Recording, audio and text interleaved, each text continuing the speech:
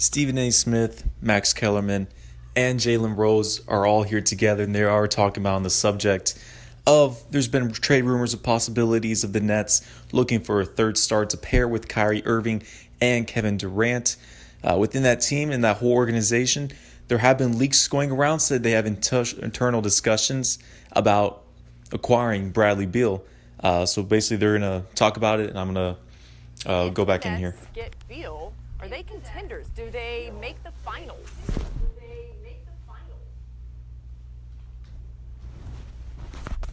Before they start going in on here, so if the Brooklyn Nets, if they were to get Bradley Beal, actually let me just backtrack just a little bit.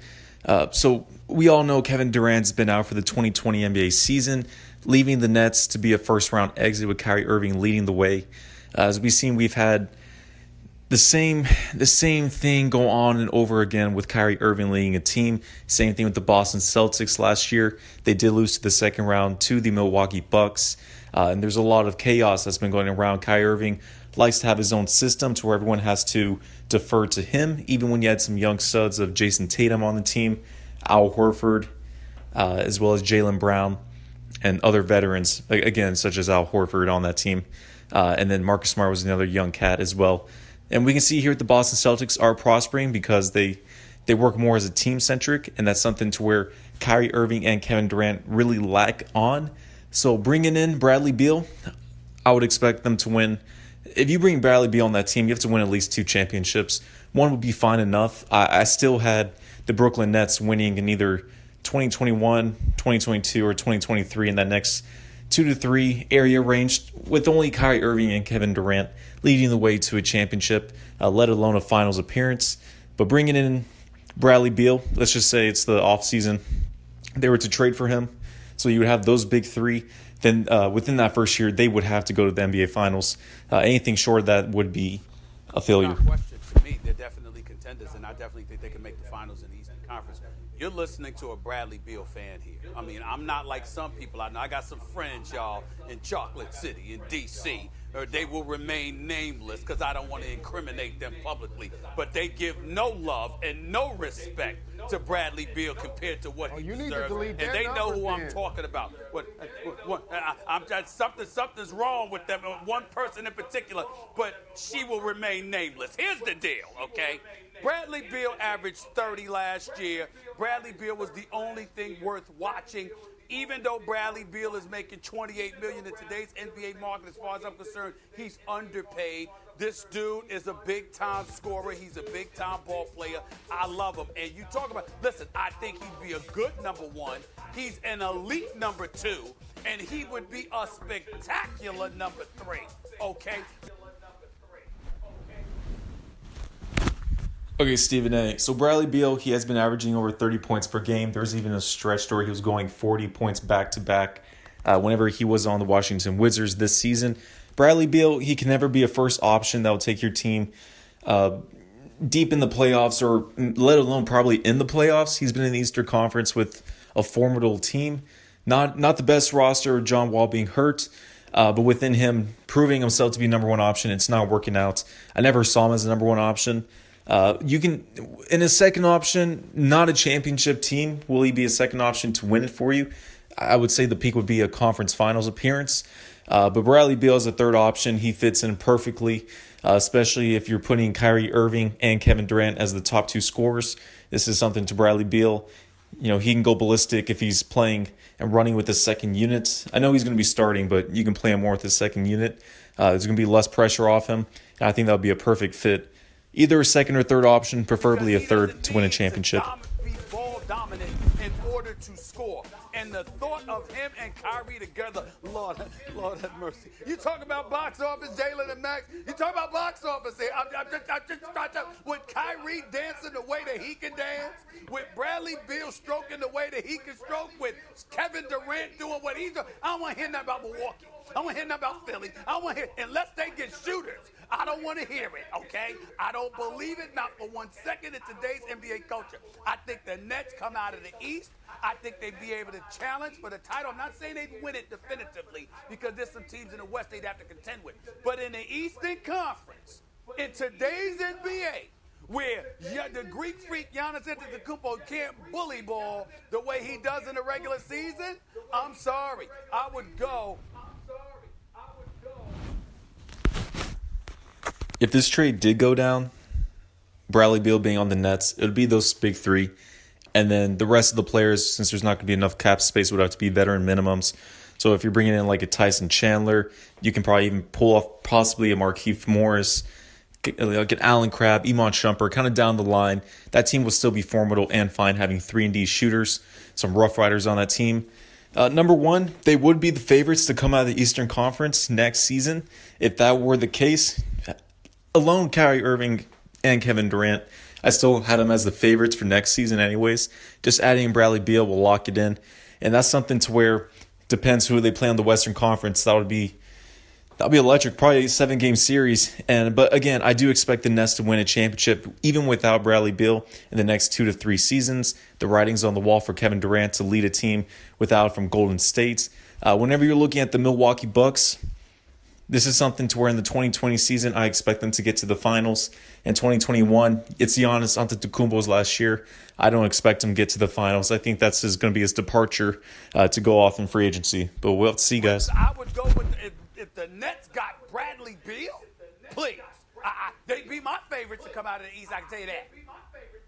Because I believe Ready in Kevin for this, Durant. Stephen And A? I believe Ready for Kevin this? Durant's going to come back out. Go ahead. You know, I don't know that Kevin Durant's ever going to be 100%. I don't even know if he's going to be 80%. But they get Bradley Beal, and that's 80%, he's still out. I don't know about next year. Listen, this is a stretch talking about the ACL. I know there's been different players in the past, like Boogie and such forth. But yeah, listen, with Kevin Durant, he doesn't need his athleticism. It depends on him. The only thing that works with his game, it does not rely on athleticism. It's about his shooting. And whenever you come off an ACL injury after a year coming into the league, if you're a spot-up shooter, you're fine. You're set for that. Your defense, you may be a little more suspect where you're not going to try as hard because you don't want to get injured again. I don't see anything wrong with Kevin Durant. His game plan, his game style is going to be the same. Even if he is 80%, the Nets are still going to be, oh man, the contender stats is still going to be there for a championship, and Kevin Durant will still be a top 5 player in the NBA, even if he is 80%. Let me say something about all three players. Number one, I was going to say precisely that, Stephen A. If Bradley Beal is your number one, you ain't going to win a championship. But you can contend. If he's your number two, you can have a powerhouse. If Bradley Beal is your third best player, oh, look out. Because people get it twisted. A guy comes into the league a certain way, and sometimes people get fixed on that kind of player. Even though Beal came in when he was 19 years old, not a good defender. You could see he had offensive promise, but not an all-star yet, and built and built and built. He's a pretty good defender now, and an excellent offensive player. Not all all-stars are created equal, and while Beal is not an MVP caliber player, he's not just like a sometime all-star caliber player. He's a solid to high-end all-star caliber player as your number 3. Now, Kyrie Irving. A lot of pressure on Kyrie, Stephen A. Lot. Because we've seen Beal with John Wall, who has, is anyone more talented than John Wall? Only thing he can't do that Kyrie can do is shoot, right? And they didn't do much. They didn't do as much as they were supposed to do. So now Kyrie has a direct comparison, but he has it plus because of KD's presence there. No matter what version of himself KD is, that brand name's going to be on the floor with them. A lot of pressure on Kyrie. Kyrie can't afford an underachieving team if Beal is there after having underachieved with everyone except LeBron James, where teams can. Listen, there's no pressure on Kyrie Irving whenever you have Kevin Durant on your team. KD will always be the number one option. This will be KD's team. It's kind of like KD's and Kyrie's, but KD's another level from Kyrie Irving, even though Kyrie Irving does have a ring. But Kyrie won his ring as a second option. Kevin Durant won his ring. I'm not going to say as a first option. I still have Stephen Curry over him within that. But both of them are trying to prove something together. So there's more pressure going to be on KD and his legacy. If Kyrie never wins another ring, that's completely fine. We never expect him to be a number one option, winning a championship anyways. So there's not going to be pressure on him. Same thing with Bradley Beal being a third option. Everything will be stacked up on Kevin Durant to get this team done, if it is a super team indeed. We get better when he leaves, with the exception of the Cavs. But the Celtics and the Nets and a lot of pressure on Kyrie. And finally, KD, guys. even if KD's not 80%. You know who the closest similarity to KD is in the history of my watching the NBA is Tracy McGrady. Like a long, lanky, at his best, MVP caliber player. People forget how great McGrady was. At his peak. I would say more of a Larry Bird type. No, not Tracy McGrady. And like MVP caliber. But his peak was cut short by nagging injuries and then the knee injury. He was never the same after the knee. But you know what? He was still, if you had, KD is better than McGrady ever was, as great as McGrady was. And even if you have KD coming down to the kind of player that McGrady had to fall down to after the knee, which is high-end rotation, if not maybe an all-star, with Beal and Kyrie, they're going to make it out of the East eventually. A lot of great information by both of you gentlemen. Stephen A., you delete whoever number in your phone that doesn't realize that Bradley Beal is that deal.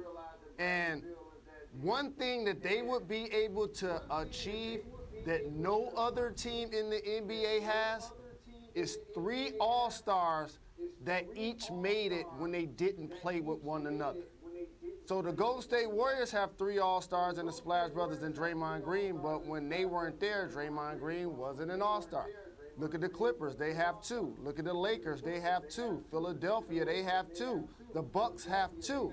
The Celtics have 2. Jaylen Brown was a fringe All-Star, could have been 3. They would have 3 legitimate All-Stars. And you know what you need to get used to hearing when KD comes back next season, everybody. We're not talking about this year. Tommy Shepard, by the way, the general manager of the Washington Wizards, Stephen A. and Max, he knows everything about Bradley Beal's game that you guys know. So I would assume that he would want to keep him on his team. I love Karis LeVert. I love Dinwiddie. I've seen Harris make shots. Allen played some quality minutes for the Nets up front. But I don't see you parlaying those pieces like they were indirectly able to parlay D'Angelo Russell that allowed them ultimately to land KD. I just don't see the Washington Wizards doing that. But if they were to do that, Neither do I. I agree with both of you guys. They would be my favorite to win the East next. Yeah, to wrap things up, on the Wizards side of things, there's going to be a high demand if you're going to get Bradley Beal, Spencer Dinwiddie, Jarrett Allen, Joe Harris, Karis LeVert, a bunch of those young cats and some draft picks aren't going to do it. You may have to have a third team that comes along and probably is going to eat up John Wall's contract. I don't know. Maybe you can bring in Miami to do so. I don't think so. There's not a high demand for John Wall either ways. But if you're the Brooklyn Nets, no brainer. You take this, and this is something to where you have 2 finals appearances, let alone at least 1 championship you will win if you secure the bag on Bradley Beal. Whenever we're looking at the 2021 season in the Eastern Conference, again, guys, the only contenders that's going to be fighting to go to the finals in that conference, you have the Milwaukee Bucks, of course, always going to be there. The Raptors are always going to be, they have a great foundation, a championship team. They just need that one player that they lost to Kawhi. If they bring back a DeMar DeRozan, that'll be nice enough to where I could see him fight to get to the conference finals and possibly to the finals. But if you have the Nets with that big 3, no chance. And then the Boston Celtics, those will always be the big 4. And then depending on how Philadelphia kind of retools their team, I don't like their team as of right now. They need to retool. I did make a video on that earlier if you guys scroll down. But overall, guys, for the Wizards, I don't see it happening. But if it does happen for the Nets, then that'll be huge for them to secure at least 2 finals appearances and an NBA championship.